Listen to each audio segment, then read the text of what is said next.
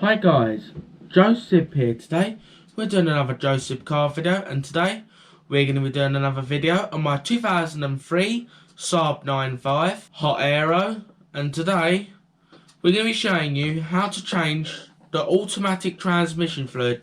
This gearbox is a 5-speed automatic with manual mode, Aston Warner. It takes Mobile automatic transmission fluid 330 Mobile 3309 exceptionally high performance transmission fluid. That's the transmission fluid it takes. Don't use any cheap oil in it, because do not use any oil that's synthetic with this gearbox. Use Mobile, no cheap oil in this gearbox, you'll destroy it. So use Mobile.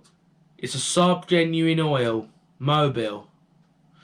So now let's get down to the car right now. Right guys, for the job you're going to require a 24mm spanner, ring spanner to undo the sump plug, so you need that for sump, a jack, ideally a 3-ton trolley jack right there, and also you're going to need some axle stands. You need axle stands to keep the car off the ground, because a falling car could kill you, so you don't want the car coming down on you, because these jacks can lose hydraulic. I never used to use axle stands. There's actually one of you guys that brought it to my attention, told me to use axle stands when working on cars. And there's my axle stands, just off in the corner right there. There they are, right there. There. There they are, that's your protection. So right guys, now you're going to need a funnel. You need a funnel to put it in the dipstick tube to pour the transmission fluid in it. Yeah, this is the funnel here. You pour the trans fluid into that. Then after you put the transmission fluid, it's just what this is sit where the dipstick goes, and you pour your fluid into that. Yeah. So I'm just going to put that in my set of funnels that sit up here. And my garage is a mess at the minute.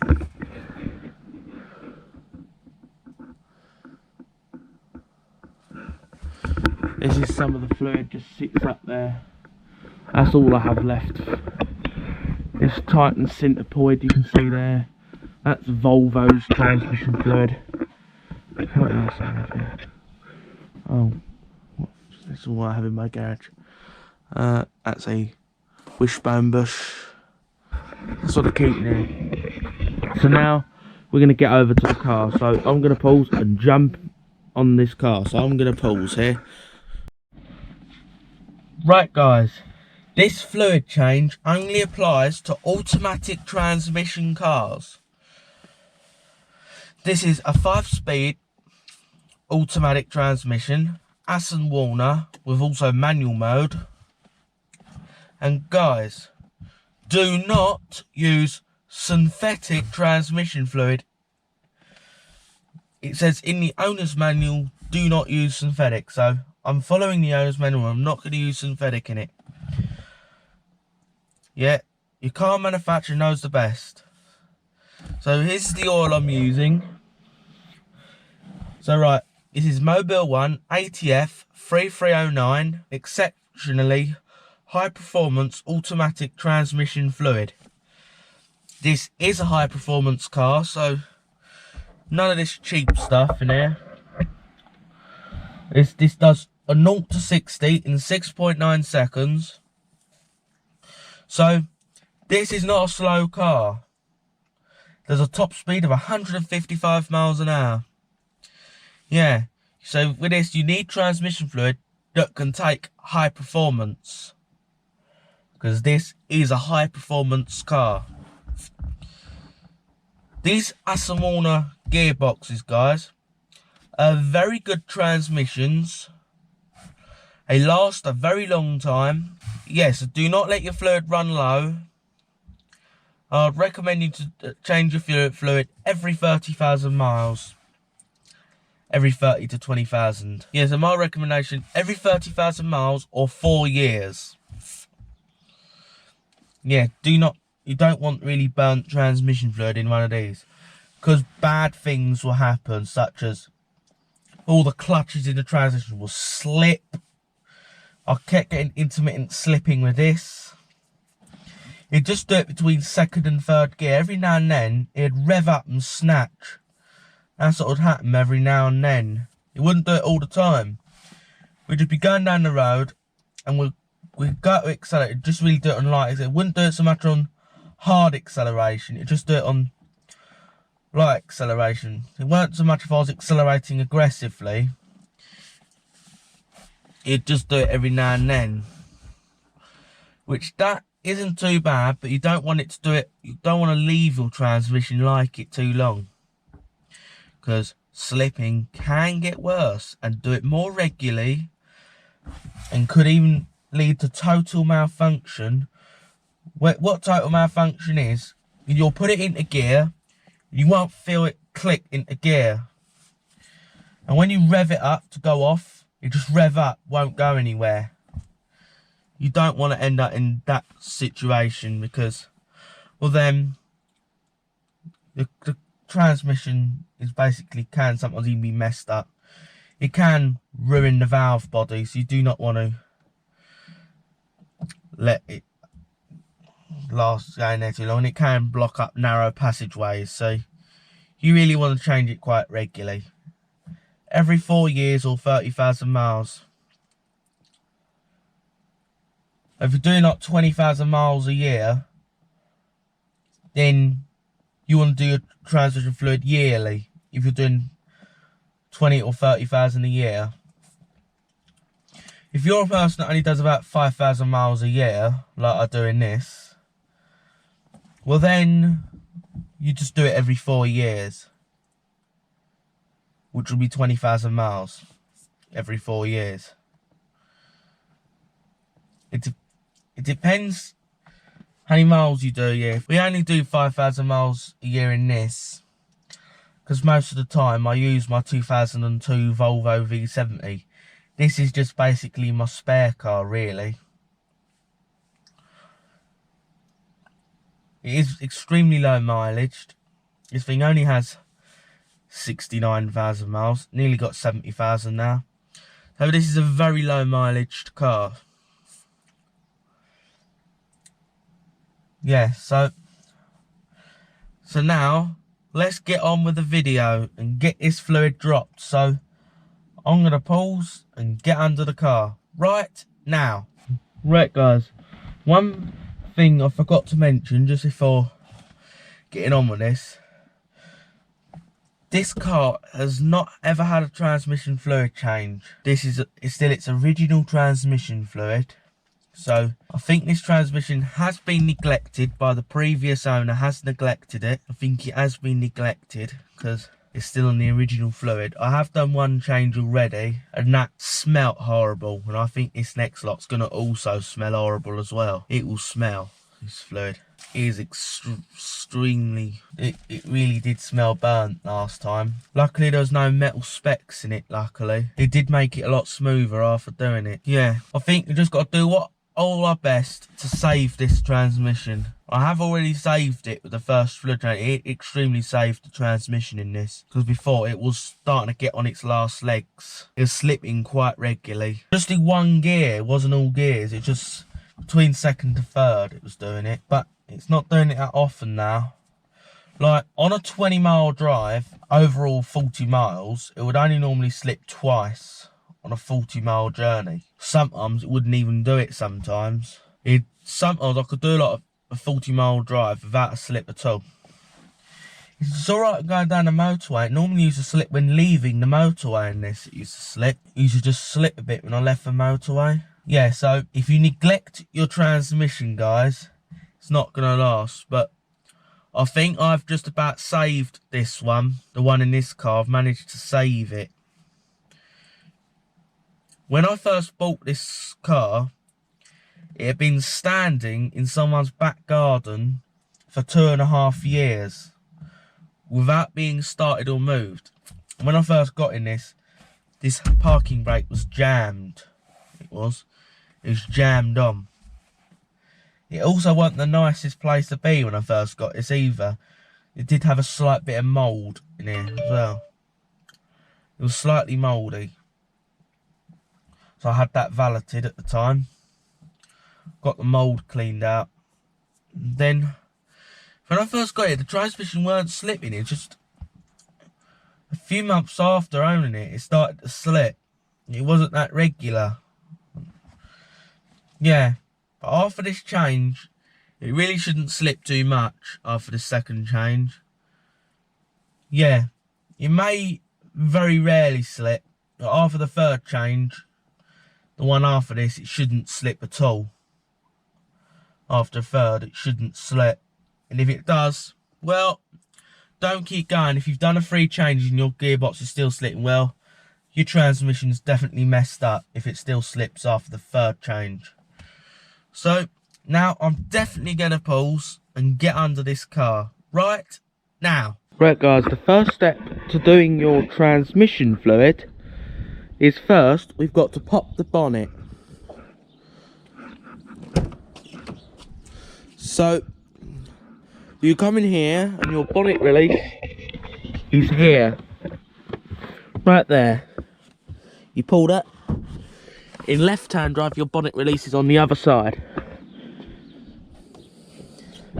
Not all car manufacturers move their bonnet releases, but with this ones they do, which is convenient. And you lift it up in the centre. Your actual catch to release the bonnet is there. And you lift it up there. This is a simple lift up. You just lift up on that and it opens. And as you're looking at your engine bay, you're now looking for your dipstick. So this is the engine here. This is a front wheel drive, just so you know, just to orient you guys. So engine's over this side and the transmission is here. And you're looking for your transmission dipstick. You're wondering where it is, you're looking through all this. Well guys, it's right here. You pop it up.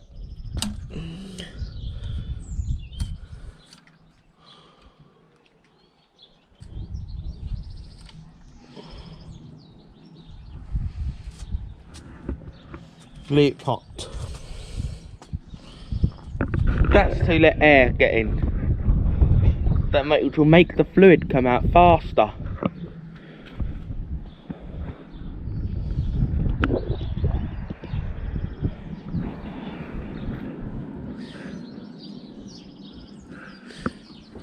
It's very convenient moving it over here, having the dipstick here. So now I'm going to pause and get under this car. Now you get a block of wood and you chock off the rear wheel so as to prevent this car from rolling if the parking brake was to fail. You put that there, so whatever happens and you jack up, the car's not going to roll anywhere. You just roll on the block of wood and it'll hold the car and stop it rolling into you. I'm not saying the parking brake's likely to fail, but it could fail. And also, make sure the parking brake's on and the car's in park. There you go, just to let you know that one.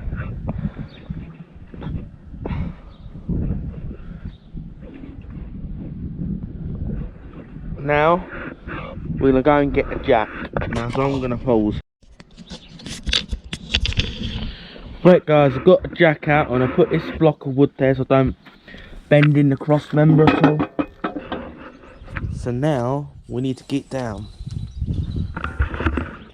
It's difficult bending these new overalls I just bought guys for working on cars. Bought these set of overalls, which is very useful for getting under the car. It stops you ruining your clothes. It's a good idea to get a set of overalls and doing jobs on cars guys. And that's what I now got. So now we're going to get ourselves underneath this car. I'm going to pause here. Right guys, I've got the car jacked up.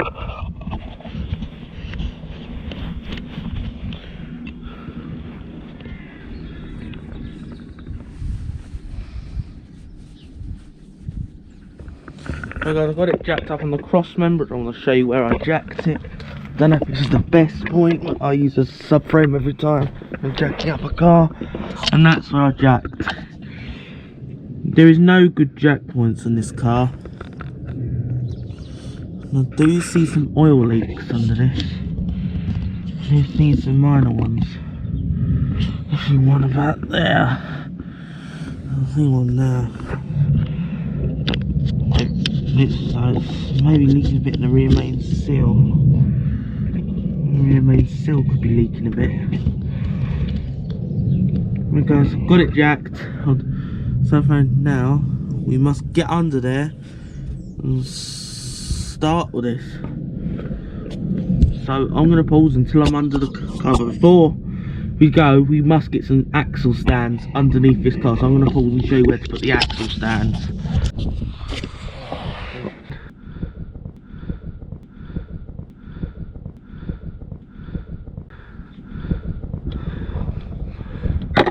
Here we go, we're getting there.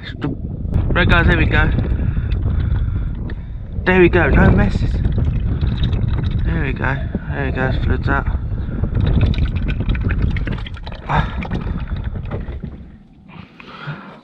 I'll have to fish around for that when I've finished. Here we go. Looks cool, the draining, but it's very messing my hands though. Is that blowing? Let's just shift that along. Here we go, it's nearly out. Now when that's drained, I'm gonna have to fish around in that. That looks a lot better than the last lot did. It's not it's not smelly either this time. That looks good. I can see there's a lot of red in it as well. You see my hands are a complete mess.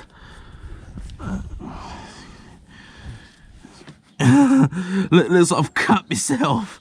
Looks quite funny, like I've just cut myself.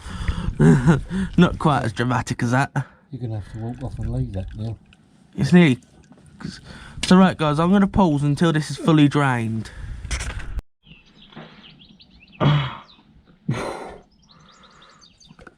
That's it. Got it nice and tight. Since I've got it all drained, I've tightened the drain bolt back up. Yeah guys, I did have to go off for a bit because when I got drain the fluid out guys, I did have irritated skin. My skin did got a bit irritated, so I had to put some cream on to sort my skin out. So there was a bit of a pause there. Now we're going to go and top this transmission up, or whatever you want to call this transmission. You want to call it a gearbox. I just prefer to call them transmissions, I do. Yeah, so I'm going to pause and start topping this up. Right guys, we've got a lot of the bad fluid out of this gearbox, got a lot of the bad stuff out. So the last time it was complete black of the last lot of fluid. It's not so bad this time, but not a lot of good stuff. So because when you can't drain all the fluid at once guys, you have to normally, to get nearly a full fluid change, you have to do about 3 times, and you ain't going to get it much better than that. Yes, I've just change it out, then take the car for a drive it around.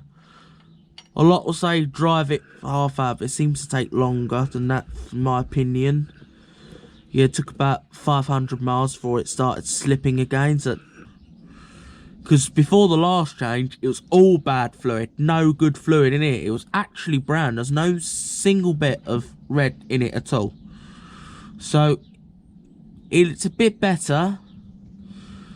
We think we've done the biggest bit of improvement now with this change.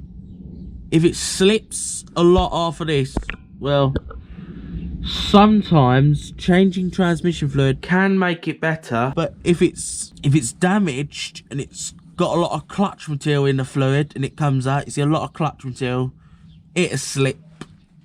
You can put probably transmission slip stopper in there, which might work, but luckily for me it's not happened. So now we're gonna get out and get this car back on the ground and make sure you get that thing nice and snug to make sure no fluid comes out. So I'm gonna pause here. Right guys, now we've got the cars off its jar. I had a job getting this one off its axle stands, I did.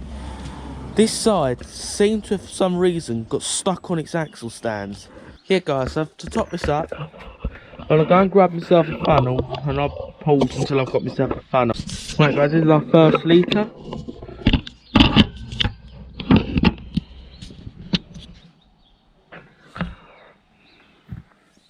So, I don't know if this comes with its own funnel. This bottle.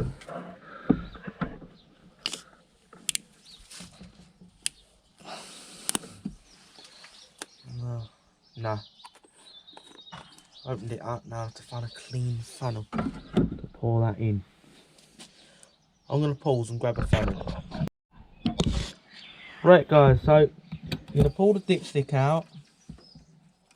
Try not to get fluid everywhere, but I'll have to just put it down somewhere.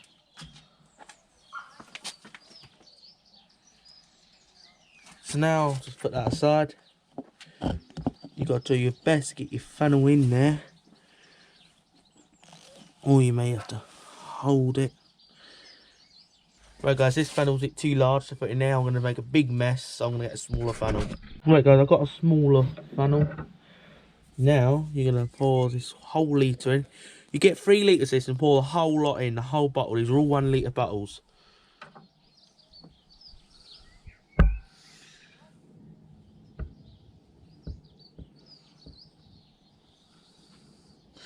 Pour it sideways, you actually get more control. It really looks nice and red. That's the colour it's meant to be. If it's brown, it's not good.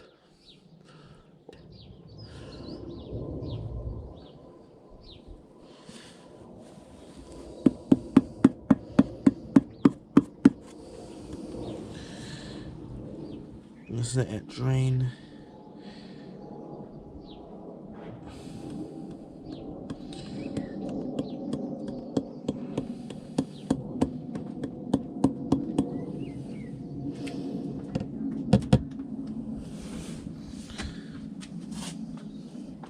That's 1 through.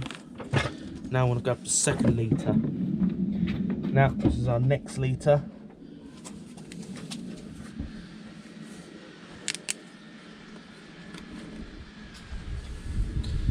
Now this is our 2nd litre.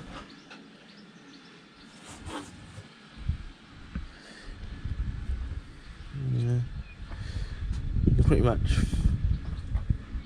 a bit windy, so I'm not going to let it go too far at the top of the roof.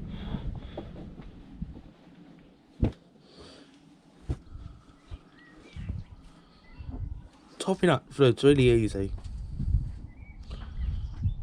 Yeah. So we'll nearly fill this one now.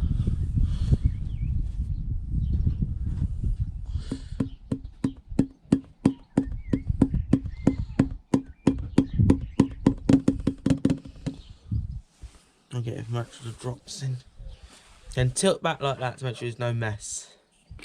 See, look, I've made 1 bit of mess yet, guys. Now, down to the final. If I have a foil top in them, which none of mine has, you can use a screwdriver to pop the foil top if your one has a foil top. There's a foil under the lid, that's how you pop the foil.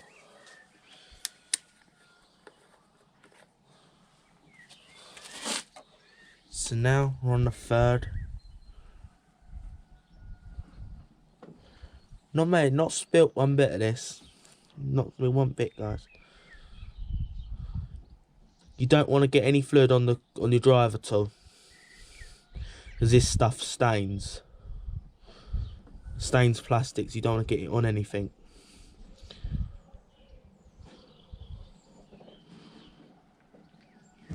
We don't want to overfill it.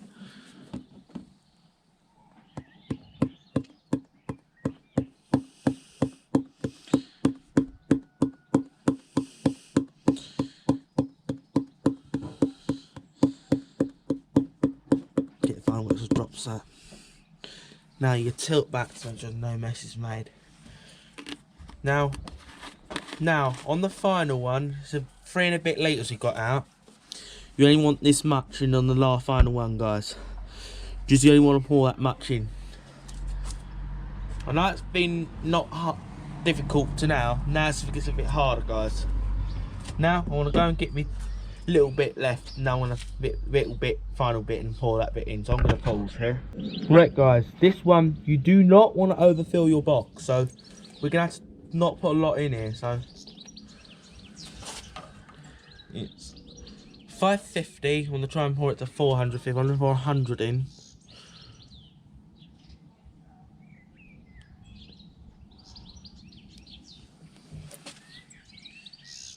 A little bit more.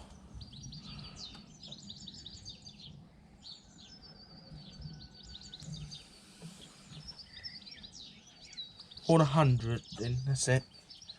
Now, you might just about have enough in here to start this. Overfilling it is just as bad as not having enough in there. That can cause damage, overfilling it. So now, I'm going to put my dipstick back in. So, right guys, the way this dipstick works, you have to wait till it's warm to check this. You want your level to be there on the max line. You don't want to be anywhere, and if it's over that max line, it's overfilled. Here's a hot fill line right there. So now we're going to pop the dipstick back in.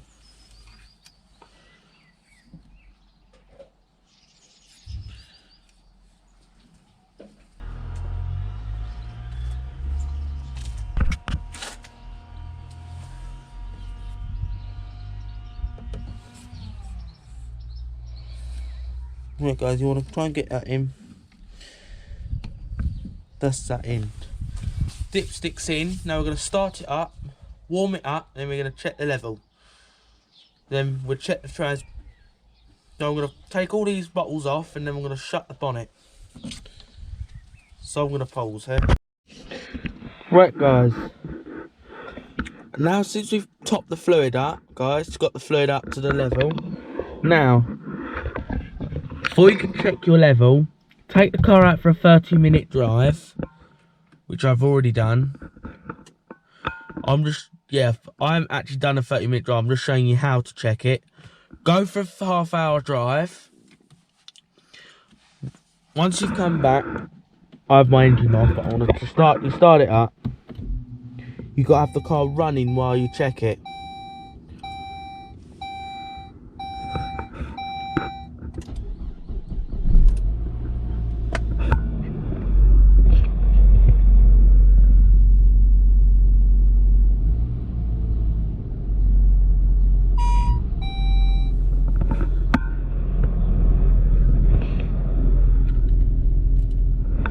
Here guys, after you started it, after you finish your half-hour drive, I read this on the owner's manual because you got to do it in a specific procedure to this one. So press the brake pedal. You got to go to reverse for 15 seconds.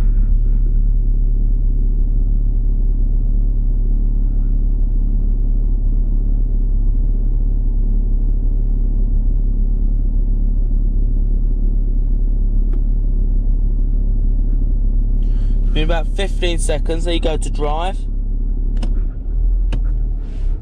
Hold it there for 15 seconds.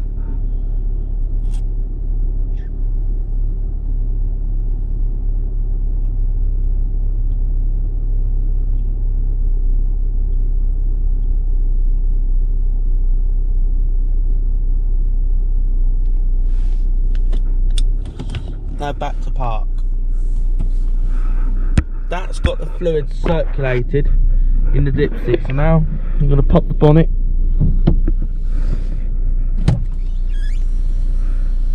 Now we're going to get up to the bonnet. You've got to leave the car running while you check it. You can't switch it off while you check the fluid.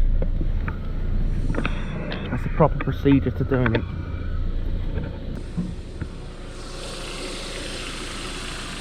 So now you've got the left dipstick out. Now you pop the dipstick out.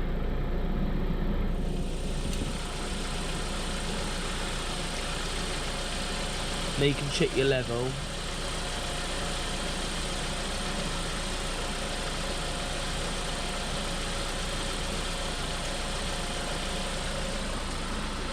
Right guys, between this hatch area right there, it's a fill line. That's low fill line. That's the fill line there. You want to try and aim to get it to the high. That's that, check. Because I've got some old fluid coming flowing through. I've done some mileage in it. Fluid's good. I have done a slight top up since I've topped the fluid up on camera. So that's how you check your level. It's not like checking engine oil, you actually have to have the engine running for this type. The gearbox, that's all that's done. So now we'll get back in the car.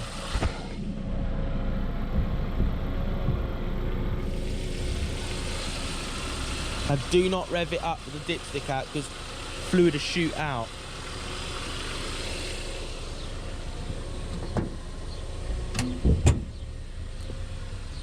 That's that done. Yeah, make sure you don't get any transmission lights up because that's something you do not want. I'll try and get it up for you.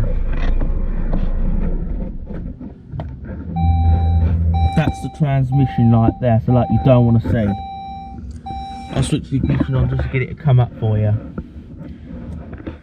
That's the warning light you don't want to see. Because if you do, you've got issues with your gearbox if you have that light on. Yeah. But that's how you check it. So now, we're going to take this on a test drive. So, I'm going to pause and jump on the test drive.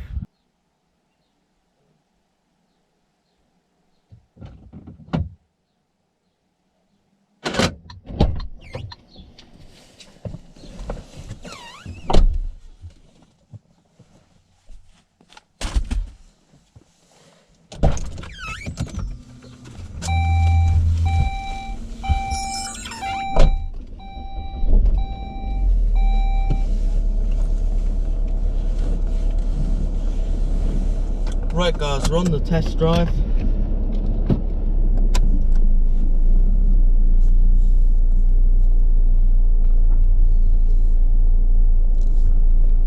Let's see how this old transmission goes.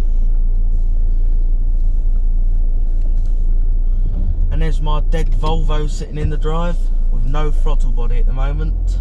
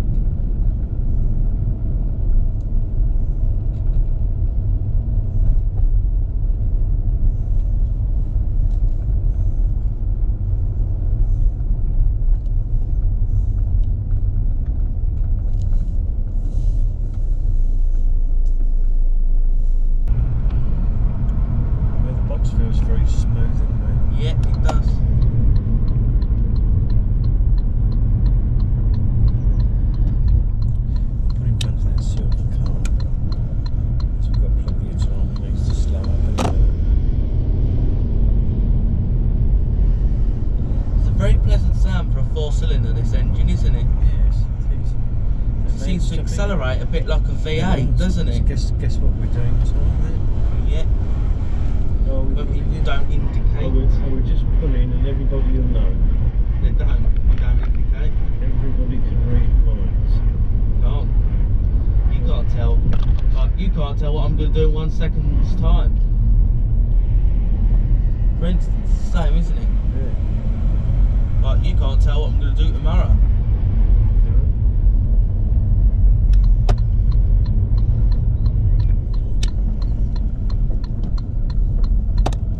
Like, you don't even know if I was going to press the brake pedal in a minute's time, you just don't know. No? That's why cars have indicators. Indicators, yes. So people know which way you turn. And they're not just for Christmas either. Well, that's what I thought they were there for, so you can switch them on and you can have your own display. Yeah. Ain't got to look like much of a Christmas tree.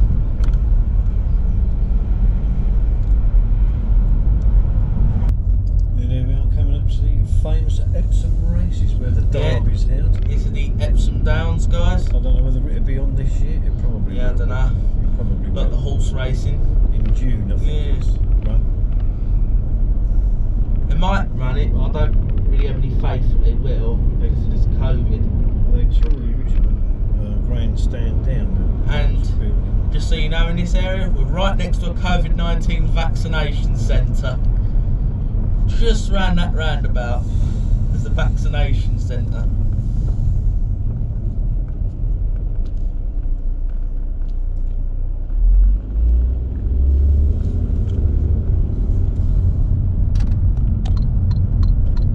Here we are, there's a race course over there. Yeah, there's our Where all race those course. white railings are. You've got, I don't know if you can see it, there's London over there. It's London. Yeah, if you look to your left, guys, don't know if you can see it, it's London to your left.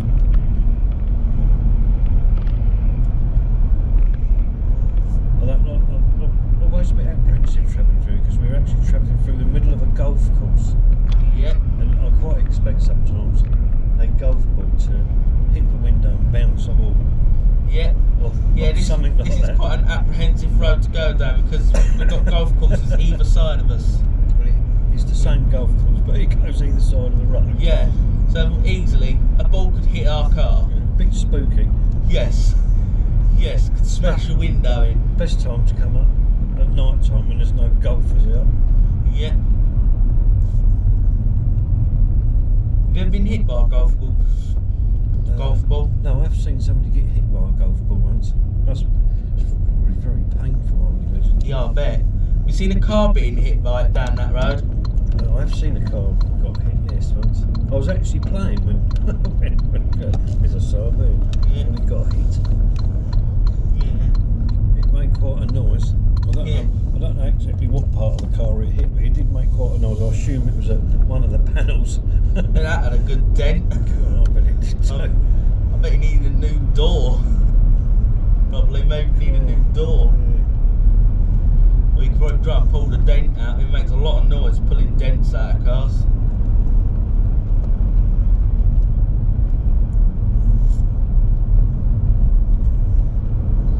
These Saabs are very fast cars, these are. Yeah, because someone tested one of these out on the German Autobahn and it was very quick. What was it? Yeah, very quick, guys, it was.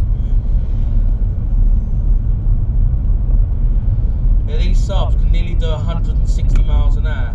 And I found out something, guys, if you de-restrict these cars, these can do 170 miles an hour, I heard, guys. That's what these cars can do, de-restricted. It can do 170 miles per hour. And that's fast, guys, that's right off that clock. Right off the clock. And these ain't slow cars, guys, they're very quick. Not as quick as some, though. Yeah, I'm going to admit that the AMG and Audi RS3s accelerate quicker, the Audi RS3, but at the same top speed. It does 0 to 60 in about nearly 4 seconds. But you're paying all that money just to go 3 seconds faster. You're paying like 25 grand to go 3 seconds faster. And also, you're only allowed to do 70 miles an hour. Yeah, and no, this is pointless, guys, because you're only allowed to do 70 miles an hour in this country. Everyone strives to get a faster, bigger car, but you can still only do 70 miles an hour. Yeah, so it's pretty much pointless having a quick car. It's funny. I know it's good, like, if you're going on the track, well, I'd say yes, well, it's kind of a good idea. If you're just a person who drives on the roads, you can't really use the pad because it's only got a limit of 70 mile an hour. And if you were to put it to its full potential, you'd get a speeding ticket. You get jailed for a year. Yeah, you could even get jail sentence, jailed for a year. You don't want that. You don't want to go to prison. Anything over 100 mile an hour is an automatic bang. Yeah, just so you know, in this country, anything over 100 mile an hour is an automatic ban and could even result in jail time. If it's putting other lives at risk, it could result in jail time.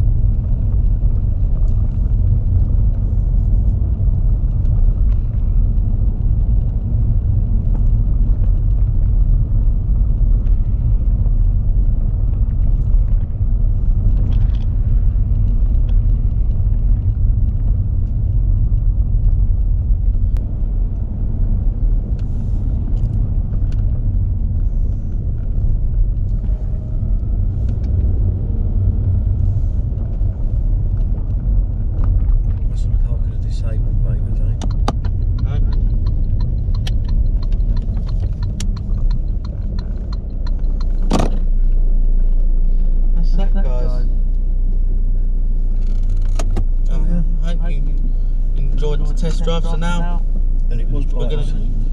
What? I had half the car in disabled brake the other night. Yes, a few days Because ago. the road was wet. And I The road was so wet, guys. We accidentally parked in the disabled bay because We wasn't there for long. we weren't there long. But it's, when signs roads are not clearly marked, you park in the wrong bay. So now we're gonna go and pause and go and end off this video. Right guys, we're going to end off this video, but before we end off this video, I want you guys to subscribe to my website. So go on my website, it's josephcars.co.uk, and once you're over to my site, you should see my website in the corner of your screen, up in the top corner. So on this screen, you click on the little blue message logo at the bottom, and you put your name in, your name, not my name, you put your own name. So that's what I'm doing right now. My name and email will be blurred out, as this is my personal email address I'm using here.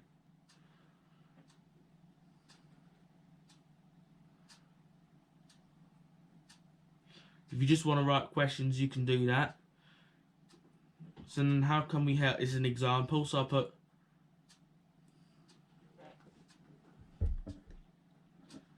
I have a brake servo hissing.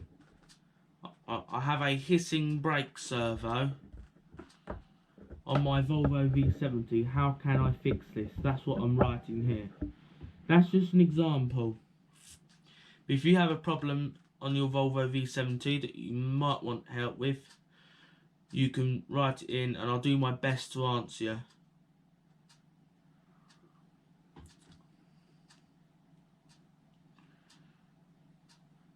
Yes, that's what I'm doing right now.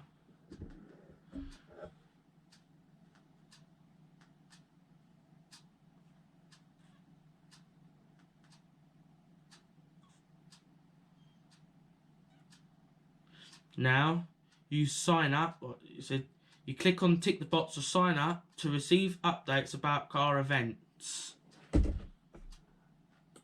So these car events that you see, that I announced to you, will be ones that I'm attending. So if you see me at these car shows, I'll be pretty easy to spot out. So if you see me at these car shows, just say hello if you see me there. Yeah. Like the shows I do go to every year is the Brighton Breeze shows. Like the last one I went to was Brighton Breeze 2019. Brighton Breeze 2020 was postponed because of COVID-19. That one was postponed. But the ones that I will announce you through my website will be ones I'm attending. So yeah, if you want to say hello to me, you can. Yeah, when this lifts a bit, we might be getting back to these car shows. Yeah, so after you've sent this, so where it says I will reply back to you, check your emails, take care. I will reply back to you if you have a question, guys. Yeah, and we've sent you a confirmation email. Please click the link to verify your address. So, you go on your phone, as I'm just about to show you. So you'll get an email from Joseph Carr's Volvo Specialist. You click on that email, click confirmation, click to confirm your subscription, click the link to confirm your subscription, and it says Joseph Carr's Volvo Specialist, thank you for confirming. After that, you've now a subscriber, so all subscribers will get notifications about car shows that I'm attending. I will be sending you all emails for ones I'm going to, all you subscribers to my website. So we're going to now end off this video, so please subscribe to this channel as well, and please give this video a like. And if you found this helpful, please share this with your friends, and have a nice day.